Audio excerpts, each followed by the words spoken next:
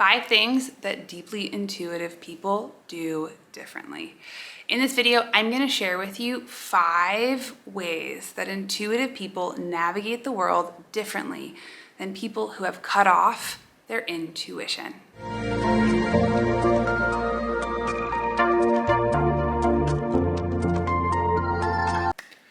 Your intuition is your innate divine GPS. It is hardwired into you. But our world hasn't been one that has nurtured or fostered intuition. Ever since the Industrial Revolution, we have put so much value on reason that we have suffocated our intuitive voice.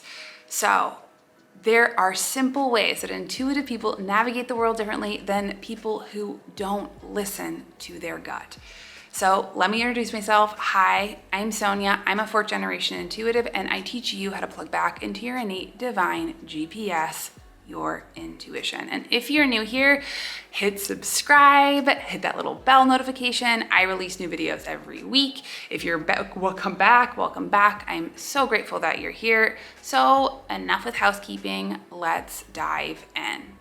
So the very first thing that intuitive people do differently is that they create space to listen to their inner voice, to their intuition. I grew up in an intuitive family, and any time that I struggled with any problem, then I would come to my mom and I'd say, "Mom, I'm having trouble with X, Y, or Z, and these are all the different reasons, and blah, blah, blah." The first question that she would ask me is, "What does your spirit say?" Which caused me to pause and listen inward for the answer instead of getting caught up in the blah, blah, blah of my head. So first thing, intuitive people make the choice to even start to create the space to go inwards, to listen. That is radical. So if you want to improve your intuition, if you want to strengthen, awaken it, start by making the space to check in inwards. Second thing that intuitive people do differently than people who have choked off their intuition is that they trust their gut. They trust their intuition. When you get a hit, a nudge, instead of overthinking it, analyzing it, asking every single other person what it is that they think, they trust what that guidance is, even if it does not make sense to the logical mind. Because the thing about intuition is that it is in our subconscious. And more than that, it picks up on this deeper vibration of information that might not have made itself apparent yet. Instead of saying, "Oh, well, that's not true, you can't prove it," they say, "Something feels off. I'm gonna trust that." I think of a client that I had not long ago who had a boyfriend, and she really wanted this relationship, and she was in it, and we were on the phone, I was mentoring with her, and every single thing was this little red flag around somebody who's being controlling and overbearing and all of it. And constantly, instead of trusting her gut of something that was off, she rationalized over and over and over and over again why her gut was wrong, why it was working. And instead of trusting that part that said, something doesn't feel right, she rationalized it. So intuitive people don't rationalize their intuition because intuition isn't rational. That's a different faculty. That's our intellectual mind that's rational. That's black, white, right, wrong, good, bad, all, or nothing. The third thing that intuitive people do is they practice being present. Because intuition, one of my favorite definitions of intuition is to pay attention. Paying attention to the energies, paying attention to even what's in front of us, paying attention to even what's going on. The other week I was at a dinner, and it was amazing because everybody was sitting around and chit-chatting, but nobody was actually present with who was sitting in front of them. They were just talking about all these, their dog and their job, and blah, blah, blah. And instead of even having a moment of pause, even just listening and taking in the information of what was around them, they already had an answer, a story, they were already here or there and everywhere, which is not being present. Now, when I'm with somebody who's intuitive, the first thing they notice is they're present with me. They're here. We're here. They're not over here. And so if you want to cultivate your intuition, practice being present. And our lives are busy. The world is busy. My phone, everything. And so it can be really easy to not be present because our world is busy. So if you want to cultivate your intuition, even here, practice being present with the people in and around you. The third thing that intuitive people do differently is that they focus and create and connect with their empathy. Intuition also resides in our heart space. It's somewhere here. It comes through this portal of here. And so in connecting to that place, because when we raise our vibration, the vibration of love, of gratitude, that raises our frequency, and that's where the world of spirit is. The moment that we acknowledge and start to pay attention to these different things, even being an empathic listener, being a heart-centered person, instead of trying to have the right answer, trying to tell people what they've done wrong, instead of being in judgment, they're compassionate.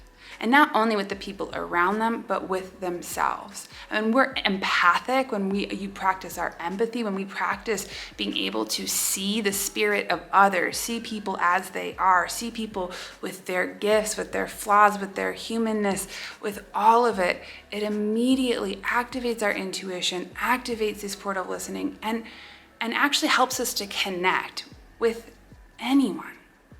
Fifth thing that intuitive people do differently is that they're flexible.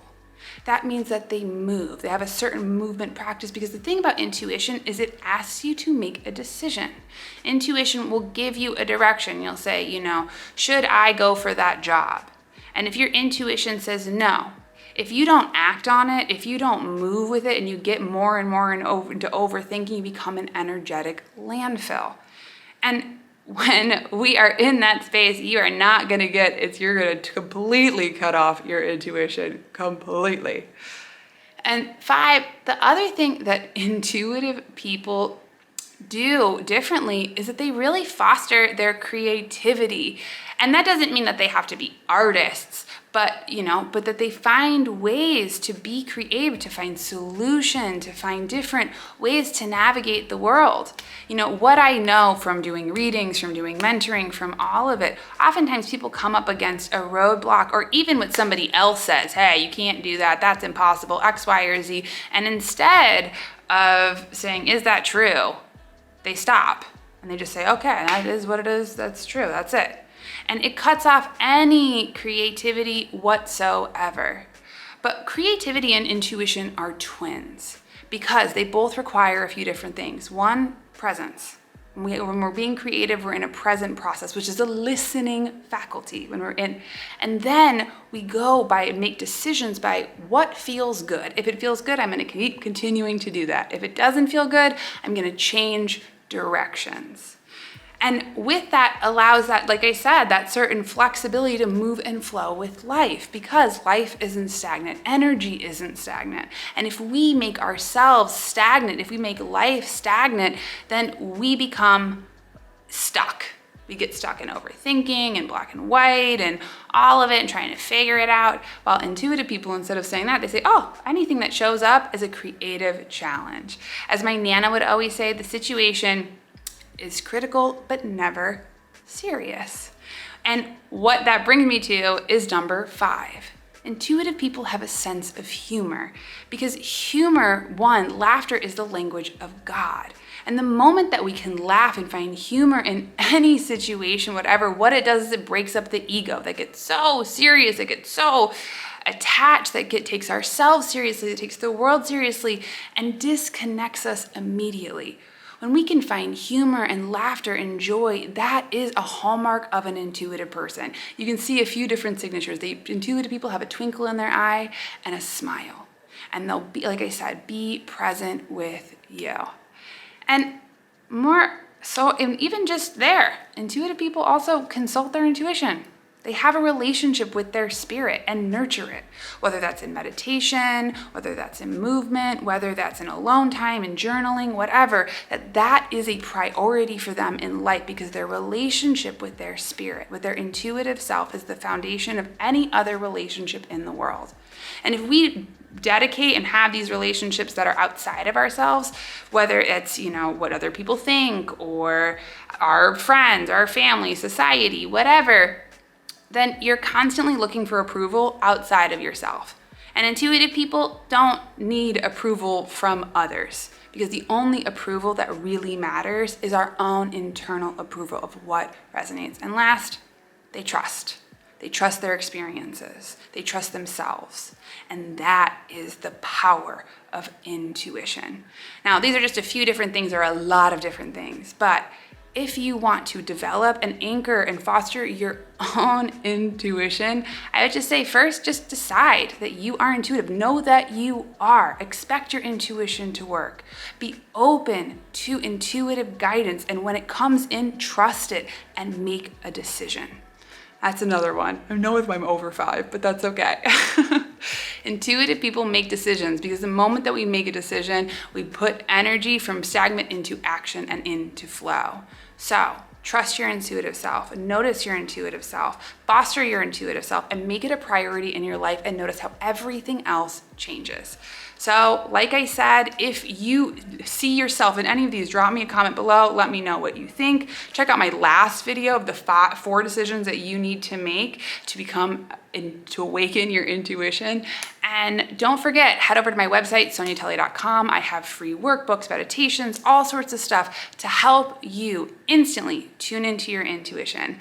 And if you want, you can always book an intuitive reading with me. You can get clear on your soul purpose, answer your burning questions, get clear on your roadblocks, and more. So I cannot wait to hear from you. I am sending you all my love, and I will see you next week.